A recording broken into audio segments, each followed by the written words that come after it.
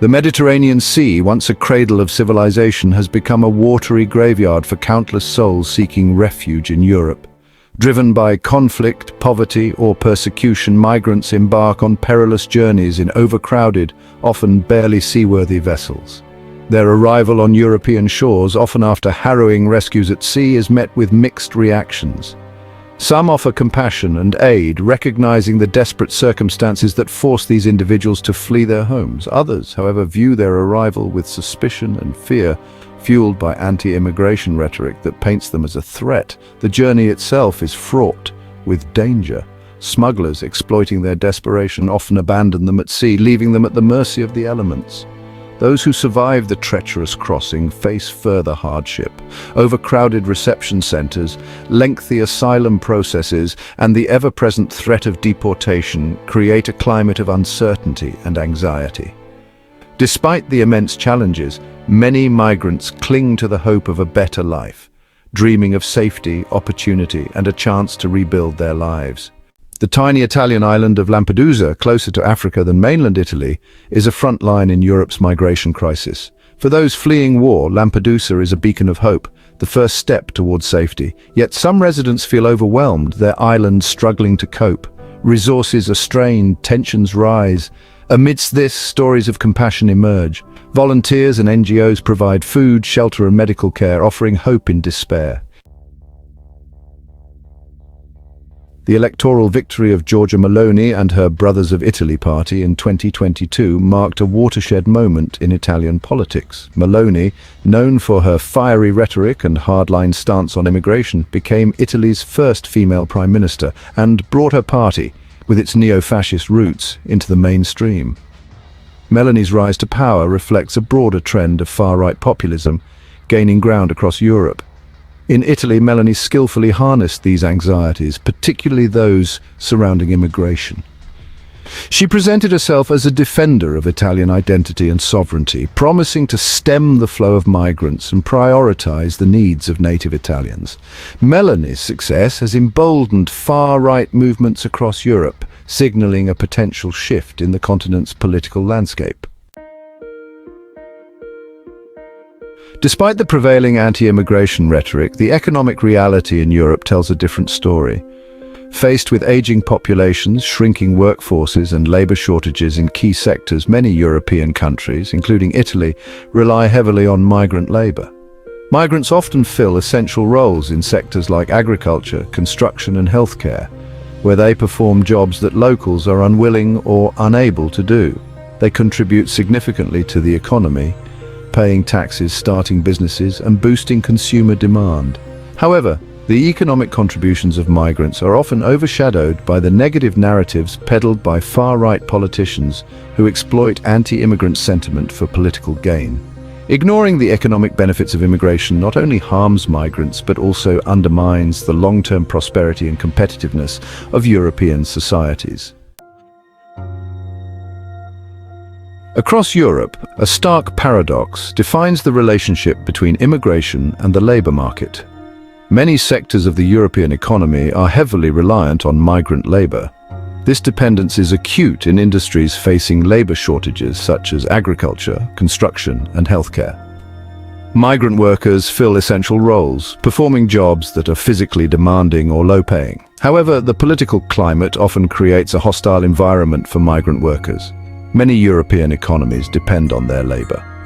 Addressing this paradox requires a more pragmatic and humane approach to immigration policy. Since assuming office, Giorgia Meloni has faced the challenge of reconciling her party's hardline stance on immigration with the complex realities of governing a country grappling with demographic decline and labor shortages. This has forced her to engage in a delicate balancing act, making concessions to economic pragmatism while attempting to appease her base's anti-immigration sentiments. On the one hand, Meloni's government has taken steps to streamline the process for seasonal migrant workers to obtain temporary visas, recognizing the vital role they play in sectors like agriculture and tourism. This pragmatic approach acknowledges the economic necessity of migrant labor, even as it risks alienating some of her more ideologically driven supporters.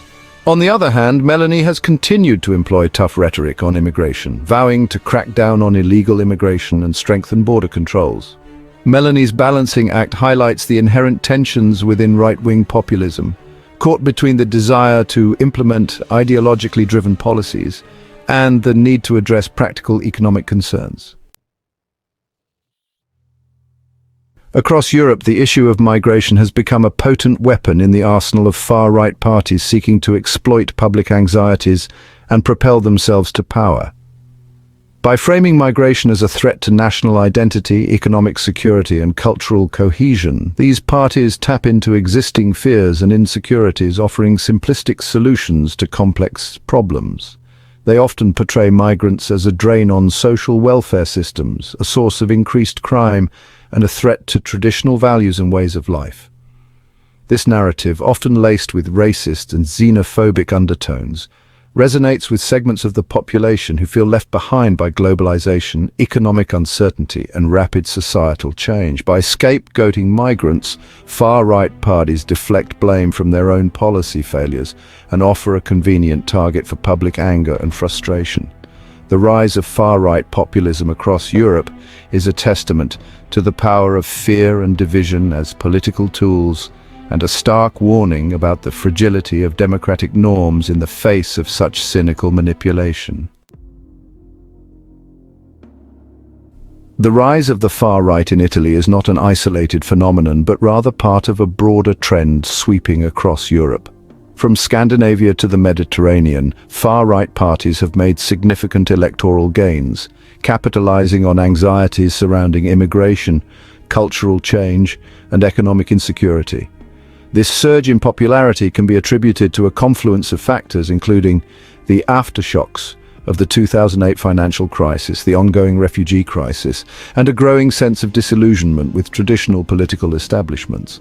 Far-right parties have successfully tapped into these anxieties, offering simplistic solutions and scapegoating minorities for complex societal problems.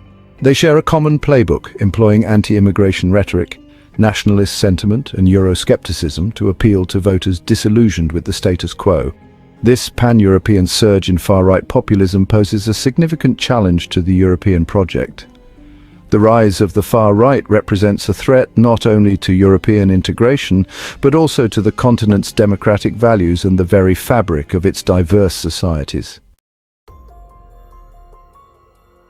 The rise of far-right populism across Europe poses a significant challenge to the European project, threatening to unravel decades of progress towards integration and cooperation.